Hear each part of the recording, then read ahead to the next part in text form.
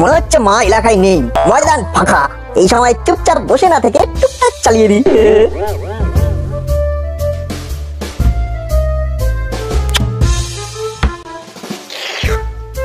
মা যেন একেবারে আমার জন্যই বেছে বেছে কিনে এনে ফ্রিজে লট করে রেখেছে। এই দেখেছো দেখেছো দেখেছো কাণ্ড। এই ছেলের জন্য আমার একটু এদিক ওদিক করার উপায় নেই। ভাগ বুঝে ঠিক মিষ্টিগুলোকে তাক করেছে। ছি ছি ছি, তোর রাঙা দাদু আসবে বলে কোথায় আমি সাত তাড়াতাড়ি দই মিষ্টি কিনে সমস্ত ব্যবস্থা করে রাখলাম, আর তুই কিনা কান খুলে হাতে নিয়ে এলো রে। স্কুল ছুটি বলে ঘরে থেকে ঘুরঘুর ঘুরঘুর করবি আর খাবার দেখলেই ঝাঁপিয়ে পড়বি, ওটা হবে না।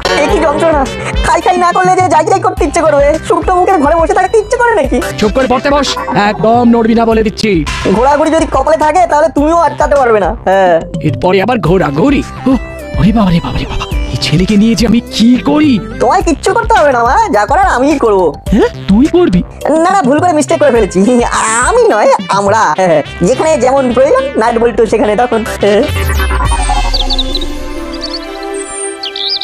তখন থেকে সার্ফিং করছি, কিন্তু কিছুতেই একটা ইন্টারেস্টিং প্রোগ্রাম খুঁজে পাচ্ছি না। এই তো পেয়েছি, এট লাস্ট গোপাল ভাঁড়ের রিপিট টেলিকাস্ট। আসছে গোপাল, যাচ্ছে গোপাল। হ্যাঁ রে, গোপাল না হয় আসছে যাচ্ছে, কিন্তু তোর কি হচ্ছে বলতো? আমার আবার কি হবে মা? আমি তো সিটিং ওয়াচিং টিভি। সেটা তো দেখতেই পাচ্ছি, কিন্তু স্কুল ছুটি দিয়েছে বলে পড়াশোনাটা হচ্ছে কোথায়? দিন রাত রিমোটে হাত। কি করবো বলো মা, আমি যে তোমার মতো সাত পাঁচ ভাবতে পারি না, তাই নট নরন নট চরণ, অনলি টিভি দর্শন। তোর জন্য কি আমি নিজের মতো করে একটু টিভিও দেখতে পারবো না? আমি খেলেই যেমন তোমার খাওয়া, তেমনি আমি টিভি দেখলেই তোমারও দেখা। অ্যাডজাস্ট করে নিলেই তো হয়ে যায়। তোরা অ্যাডজাস্ট করো, আমি দেখাচ্ছি। এক্ষুনি টিভি বন্ধ করে পড়তে বস, না হলে কিন্তু ভালো হবে না বলে দিচ্ছি। গোপাল ভাঁড়ের এই এপিসোডটা হেভি ভালো, আমি দেখি তুমিও দেখো। আমি তো তোকে দেখি অস্থির হয়ে যাচ্ছি, আবার কি দেখবো? ওঠ ওঠ, টিভির সামনে থেকে ওঠ বলছি। এত করে যখন বলছো তখন না হয় একটু ঘোরাঘুরি করেই আসি। বাড়িতে বসে থেকেই বা কি করবো? তাই বলে তুই ঘোরাঘুরি করে অকাজ করবি? হ্যাঁ, এই রকম ব্যাড কথা বললেই আমার মনটা কিরকম স্যাড হয়ে যায়। তোমার ছেলে যে কত কাজের সেটাই তুমি বুঝতে পারলে না। ঘোরাঘুরি করে তুই কোন কাজের কাজটা করবি সেটা আমায় বল। আমি আর নিজের মুখে কি বলবো বলো? যথা সময়ে সব দেখতেও পাবে আর শুনতেও পাবে। এই ছেলে আমার মাথা খারাপ করে ছাড়বে। না না না, তুই বাড়ি থেকে বেরোনোর আগে আমি বাড়ি ছেড়ে চলে যাব।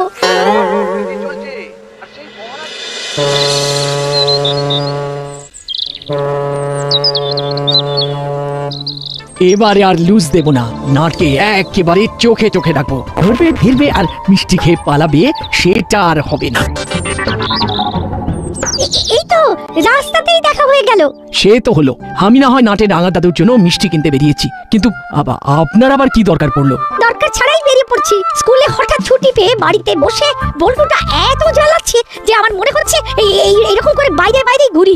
নাটটাও তো অস্থির করে ছাড়ছে, ঘুরছে ফিরছে আর খাই খাই খাই খাই করছে। শুনুন, ওদের জন্য কাজ জোগাড় করা আমাদের কর্ম নয়। মনে হচ্ছে একমাত্র বড় বাবুই পারেন ওদের জব্দ করতে। ঠিক বলেছেন, তাহলে চলুন বড় বাবুর কাছে গিয়েই বলি ওদের কোনো কাজ দিয়ে ঠান্ডা করতে।